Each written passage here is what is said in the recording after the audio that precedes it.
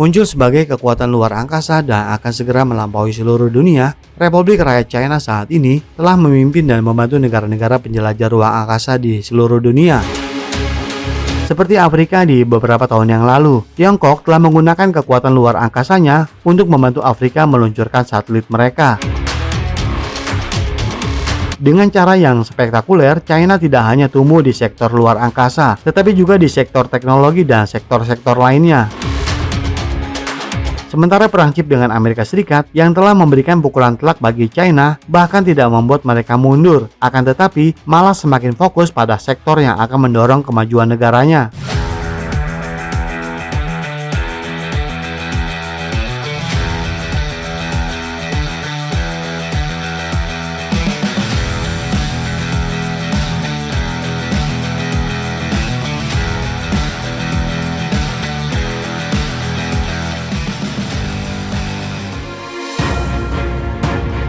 Afrika telah melihat beberapa perkembangan teknologi dari sisi Amerika Serikat, akan tetapi saat ini China telah melampauinya, dan hal ini tentu membuat Afrika sangat menginginkan China untuk masa depannya. Sekaligus untuk berpartisipasi dan berlomba dengan negara berkembang lainnya dalam hal ruang angkasa. China adalah mitra terbesar Afrika dengan nilai perdagangan mencapai 24 miliar dolar Amerika Serikat pada tahun 2021. China juga merupakan penyedia investasi asing langsung terbesar bagi negara-negara di Afrika. Kenaikan dramatis ekonomi China menjadi yang terbesar kedua di dunia dan diprediksi oleh para ahli bahwa dalam beberapa tahun ke depan akan menyalip Amerika Serikat. Upaya China untuk membuat terobosan signifikan di Afrika ini sangat didorong oleh pemerintahan China. Dan perlu diketahui juga bahwa orang-orang di Afrika memiliki masalah dengan cara Amerika memperlakukan mereka. Jelas sekali perbedaan pendekatan antara China dan Amerika terhadap negara-negara di Afrika. China melihat Afrika lebih sebagai sahabat dan mitra yang setara, dan ini sangat berbeda dengan Amerika Serikat. Bahkan beberapa pejabat di Afrika dengan lantang mengatakan bahwa Amerika tidak memperlakukan Afrika secara setara, tetapi dengan gaya superioritasnya.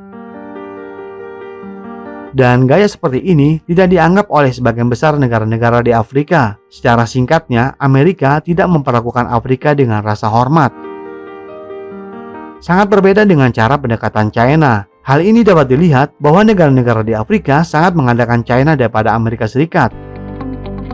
China menjadikan pinjamannya sebagai kerjasama yang saling menguntungkan dan berjanji untuk tidak ikut campur dalam urusan politik internal negara-negara yang bekerja sama dengan China. Hal-hal seperti ini tentu memunculkan rasa hormat dengan sendirinya dari negara-negara yang bekerja sama dengan China. Ini sangat berbeda sekali dengan negara-negara barat. Belum lagi rekam histori penjajahan dan perbudakan kolonial yang menjara sumber daya Afrika selama abad ke-18 dan 19. China telah belajar dengan melakukan realitas skala besar investasi, mengajari para investornya batas-batas pendekatan mereka. Sementara di sisi lain, para politisi barat banyak menyuarakan ketakutan tentang niat China di Afrika. China digambarkan sebagai predator yang hanya untuk menciptakan jaringan negara-negara di Afrika ke dalam jebakan hutang.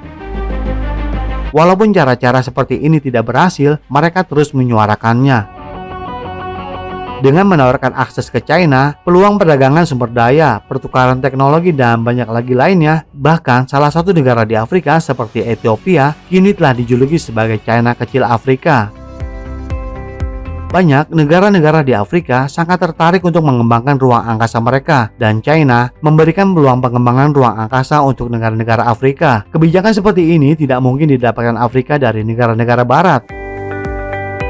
Bagi Afrika, China adalah peluang dan bantuan besar. Seperti tahun lalu saja, saat Badan Antariksa China menyelenggarakan sesi ruang kelas langsung dari stasiun luar angkasa Tiangong, para pelajar dari Somalia sangat antusias mengikuti dan berinteraksi langsung dengan para astronot China. Mereka menanyakan beberapa pertanyaan, seperti apa yang dimakan para astronot di ruang angkasa dan bagaimana mereka mandi di sana.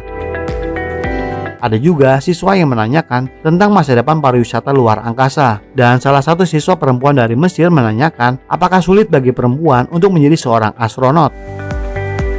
Para astronot mengatakan bahwa mereka makan di orbit seperti biasa, seperti memakan bubur nasi ungu yang lezat, atau jagung manis dengan kacang pinus, atau tumis daging sapi dengan saus lada hitam. Mereka juga menjelaskan, dengan adanya gravitasi nol, jadi tidak memungkinkan untuk melakukan mandi di luar angkasa.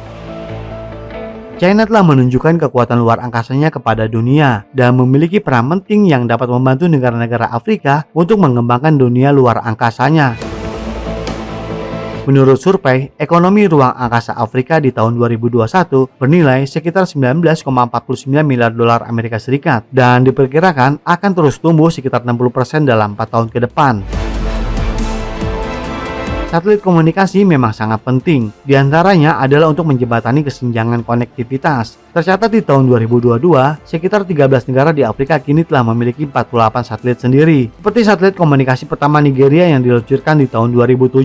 Selanjutnya di tahun 2011 meluncurkan satelit keduanya. Beijing juga meluncurkan satelit pertama Alzair pada tahun 2017 dan di tahun 2018 Tunisia menjadi lokasi stasiun penerima darat pertama di luar China dengan sistem satelit Beidou.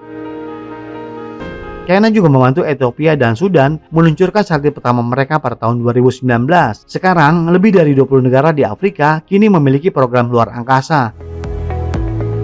Kerjasama tambah syarat China telah memungkinkan pemerintah Afrika untuk menikmati akses ke bidang-bidang keahlian, keuangan, termasuk bantuan pinjaman lunak China yang memungkinkan banyak pemerintah Afrika untuk menghindari tekanan dari lembaga tata kelola global seperti IMF dan Bank Dunia. Yang dituntut memenuhi norma barat tentang akuntabilitas dan persyaratan yang terkait dengan reformasi politik dan ekonomi, seperti penyesuaian struktural yang terkenal tidak selalu melayani kepentingan orang Afrika. Sejarah pertumbuhan ekonomi China yang cepat dan sukses adalah model dari banyak pelajaran yang dapat dipelajari Afrika. Kapasitas China untuk memastikan kedaulatan kebijakan tetap relevan. Ini tentu sangat menarik bagi para pemimpin dan cendekiawan di Afrika. China telah mengangkat sekitar 800 juta rakyatnya keluar dari kemiskinan melalui jalur pembangunan dan juga telah mencapai banyak kesuksesan pembangunan.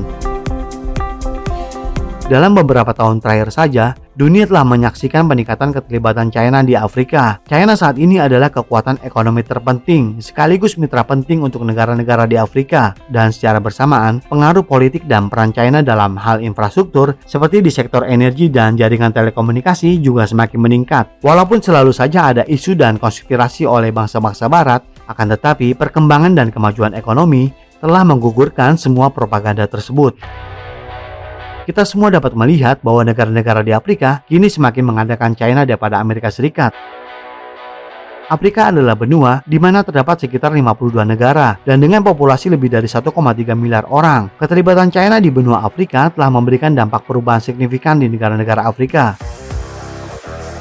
China dengan kekuatannya terus membantu negara-negara berkembang lainnya di seluruh dunia dan ini telah memberikan contoh positif dan kepatutan dari sebuah negara besar dan maju. Jadi bagaimana menurut Anda? Silahkan berikan komentarnya di kolom komentar kami. Terima kasih telah menonton tayangan ini. Semoga dapat memberikan manfaat untuk kita semua.